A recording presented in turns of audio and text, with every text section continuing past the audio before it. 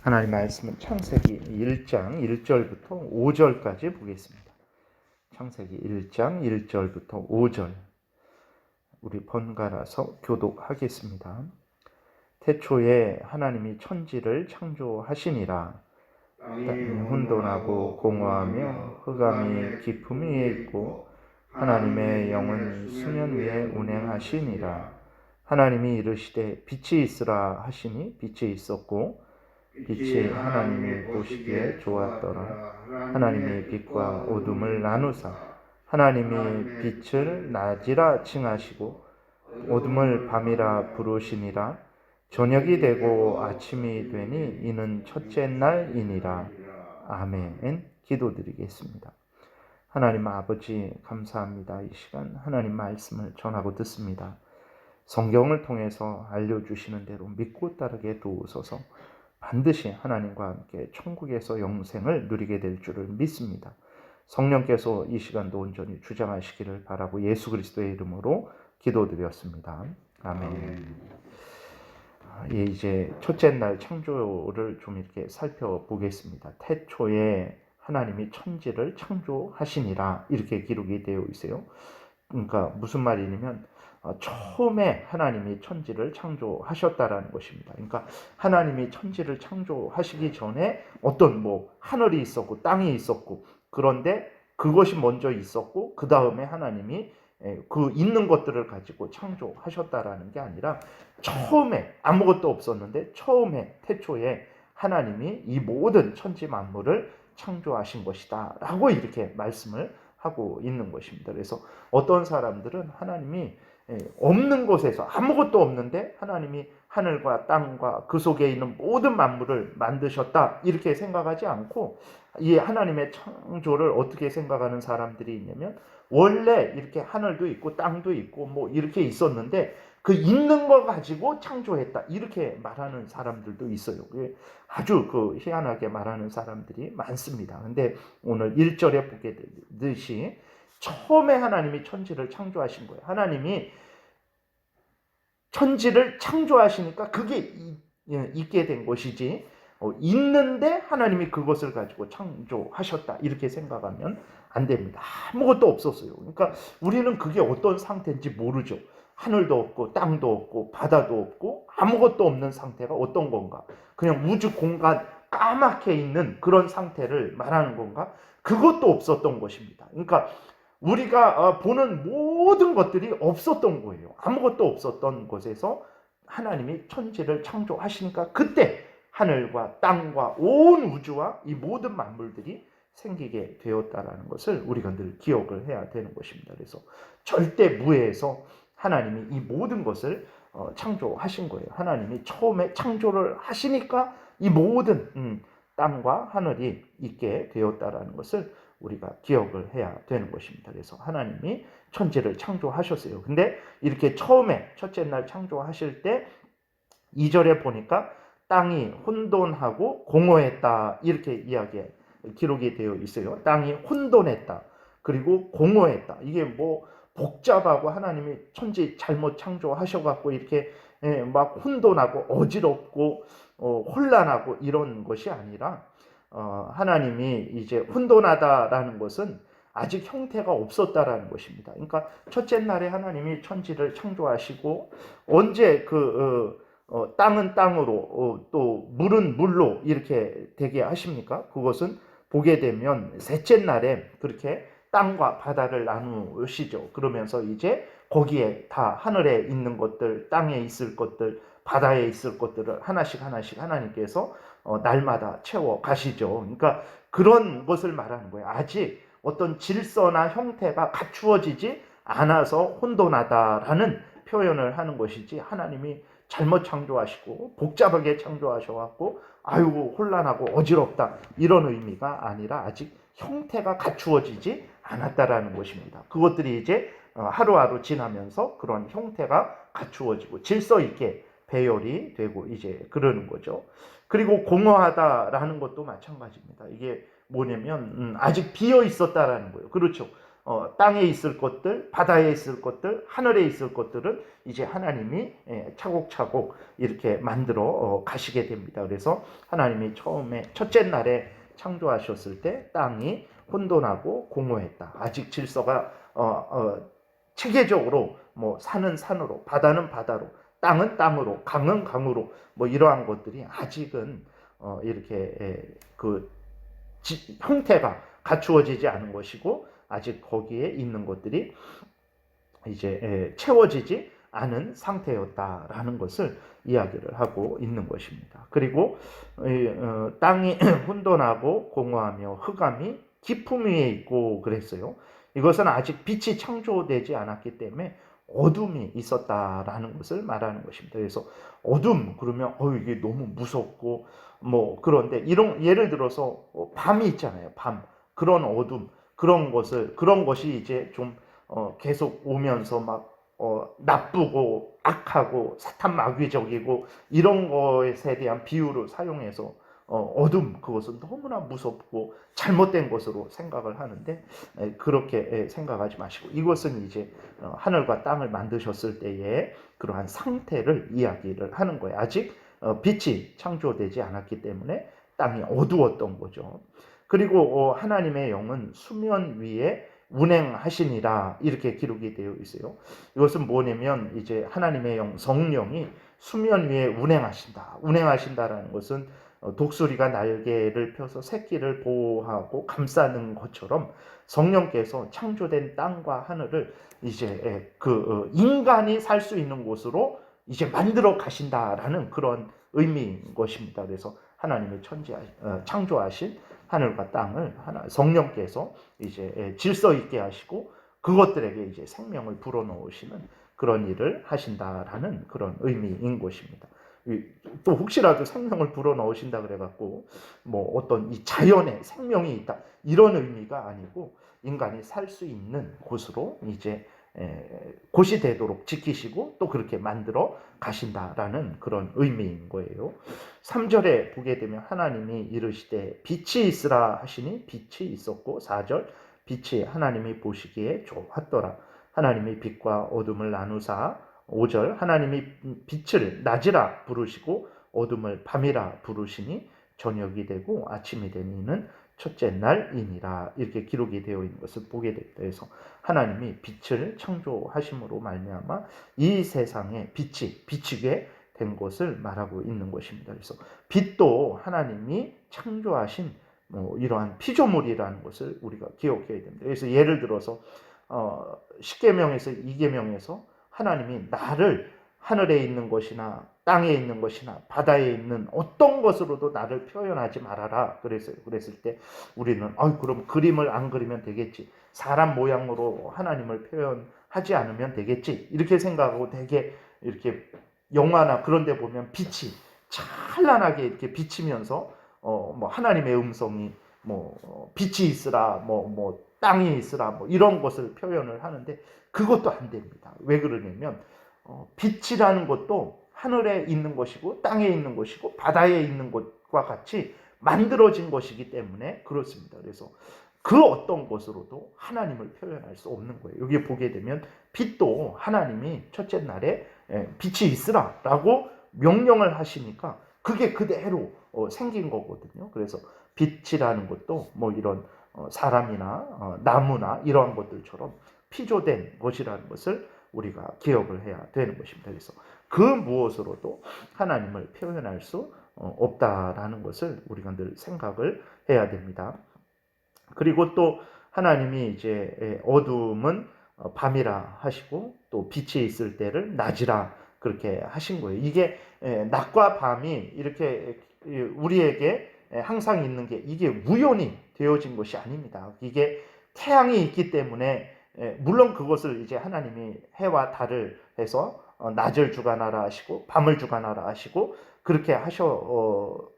근데 세상 사람들이 생각하는 것처럼 그게 뭐 태양이 있기 때문에 뭐 낮이 생기고 뭐 이렇게 뭐 밤이 생기고 그런 것이 아니라 하나님이 이렇게 빛이 있을 때를 낮이라 말씀을 하시고 빛이 없을 때를 밤이라라고 그렇게 말씀을 하신 거예요. 그래서 낮과 밤도 하나님이 이렇게 질서를 정하신 것이다라는 것을 우리가 늘 생각을 해야 되는 것입니다. 그래서 또 하나님이 창조하실 때 있는 것을 가지고 막 이렇게 하신 것이 아니라 처음에 아무것도 없는 곳에서 모든 것을 만드셨다라는 것을 우리가 늘 생각을 해야 되고, 또 우리가 또 이 창조 사역을 기억할 것은 이 창조 사역은 삼위일체 하나님의 사역이라는 것을 늘 기억을 해야 됩니다. 그래서 성부 하나님만 창조하신 것이 아니고 성부, 성자, 성령 삼위일체 한 하나님께서 창조하신 일을 기억해야 됩니다. 그러니까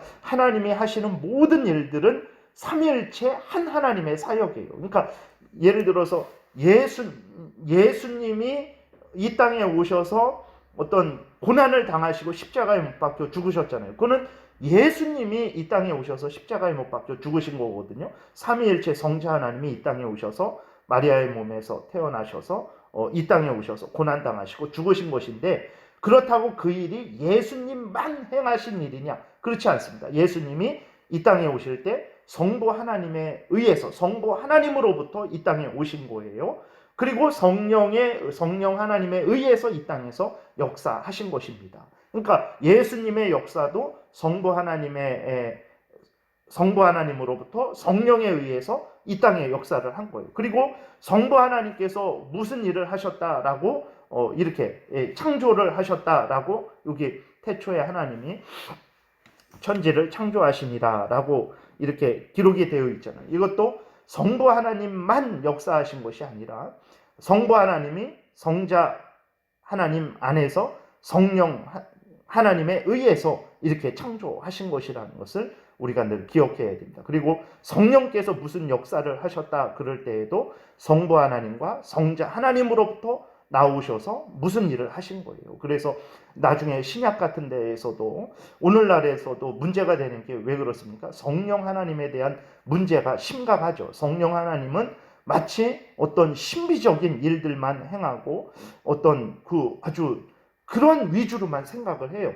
그 성령 하나님에 대해서 이해할 때 기적을 행하고 신비적인 일만 행하는 그런 것처럼 성령 하나님을 그렇게 생각하죠. 그거는 삼위일체적으로 성령 하나님을 이해하지 않아서 그런 거예요. 그러니까 앞에서 말씀드렸듯이 성부 하나님이 일하실 때에도 성자 예수 그리스도 안에서 성령 하나님에 의해서 일을 하시는 거예요.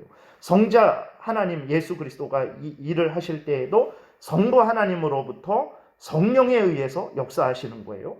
성령이 역사하시는 것도 홀로 그냥 성부 하나님, 성자 하나님 따로 그냥 떼어놔서 성령 하나님 마음대로 역사하는 게 아니라 성부 하나님과 성자 하나님으로부터 오셔서 역사하는 거예요. 그래서 성부가 하는 일이나 성자 하나님이 하시는 일이나 성령 하나님이 하시는 일이나 같은 일을 하신다라는 것을, 같은 목적을 뜻을 가지고 행하신다라는 것을 우리가 늘 기억을 해야 되는 것입니다. 그러니까 이것이 헷갈리게 되니까 성령 하나님은 성부 하나님과 성자 예수 그리스도와 전혀 상관없이 막 마음대로 역사하는 그런 분으로 생각을 하게 되는 거거든요.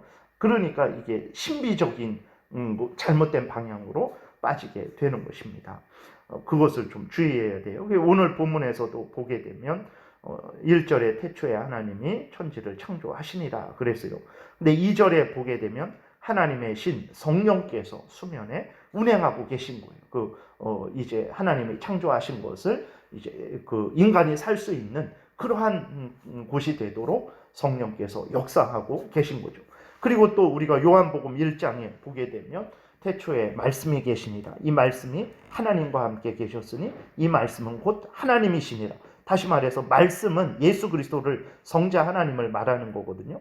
근데 그러면서 모든 천지 만물이 이 말씀에 의해서 창조되었다라고 요한복음 1장에서 말씀을 하고 있어요. 그래서 성부 하나님, 성자 하나님, 성령 하나님께서 삼위일체 하나님께서 온 천지 만물을 창조하셨다라는 것을 우리가 늘 생각을 해야 됩니다. 그 다음에 또 하나 좀 이렇게 참고적으로 그 1절, 2절 거기 보게 되면 태초에 하나님이 천지를 창조하시니라. 땅이 혼돈하고 공허하며 흑암이 깊음 위에 있고 이렇게 기록이 되어 있잖아요. 그래서 참고로 어떤 이단들도 있냐면 이제 1절에 하나님이 천지를 창조하셨는데 이 천사들이 타락을 했어요. 천사들이 타락을 해갖고 땅이 혼돈하고 공허하게 됐다라는 거예요. 아주 하나님이 처음에 창조하셨는데 이 창조물들이 엉망이 됐다라는 거예요. 천사들이 타락해서. 그래서 하나님이 3절에 다시 창조하셨다라는 거예요. 다시 엉망이 된 세상을 다시 빛이 있으라, 땅이 있으라, 이런 식으로 해서 다시 창조하셨다라는 것입니다. 그래서 이걸 중창조, 간격이론 이렇게 저렇게 말을 하는데 아닙니다. 1절, 2절, 3절, 4절, 5절, 6절 쭉 이 모든 것들이 하나님의 날마다 첫째 날, 둘째 날, 셋째 날 이렇게 창조하신 것이지 처음에 먼저 창조했는데 천사들이 타락해갖고 세상이 엉망이 돼갖고 땅이 혼돈하고 공허하게 돼갖고 3절부터 다시 창조하고 이런 거 2번 창조하고 그런 거 절대 아닙니다. 이런 식으로 이야기하는 것은 성경을 아주 잘못되게 해석하는 사람들이라는 것을 생각하셔서 혹시라도 이런 식으로 이야기를 하면 아주 잘못된 사람이구나, 잘못된 이야기를 하는구나 하고 여러분들이 듣지 말으셔야 되는 것입니다. 그리고 끝으로 그럼 하나님이 왜 이 모든 것들을 창조하셨는가 했을 때 하나님을 드러내시기 위해서, 하나님을 알려주시기 위해서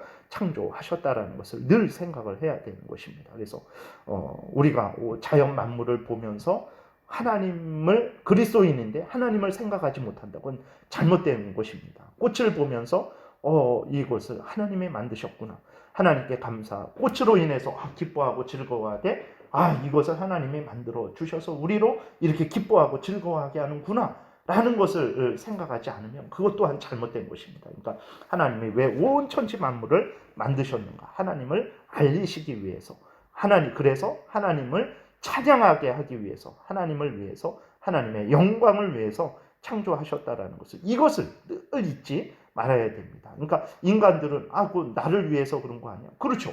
우리를 위해서 하나님께서 창조하셨지만 그 우리를 위해서 창조하셨고 또 우리도 창조해 주셨지만 왜 이 모든 것들을, 우리를 포함해서 모든 것들을 창조하셨는가? 이 모든 것들을 통해서 하나님의 영광을 드러내기 위해서 창조하셨다라는 것을 우리가 아주 분명하게 마음에 새겨야 됩니다. 그러지 않으면 온 세상은 나를 위한 것 아닌가? 라는 생각을 하게 되고 하나님도 나를 위해야 되지 않는가? 마치 하나님이 나의 종처럼 내가 이리 가면 따라오시고 저리 가면 따라오시고 내가 잘못하면 그 해결해 주시고 없는 거 때마다 일마다 빨리빨리 채워주셔야죠. 냉장고 채워주듯이 이렇게 하나님 저에게 채워주셔야죠. 이런 잘못된 생각을 합니다. 그러지 않습니다.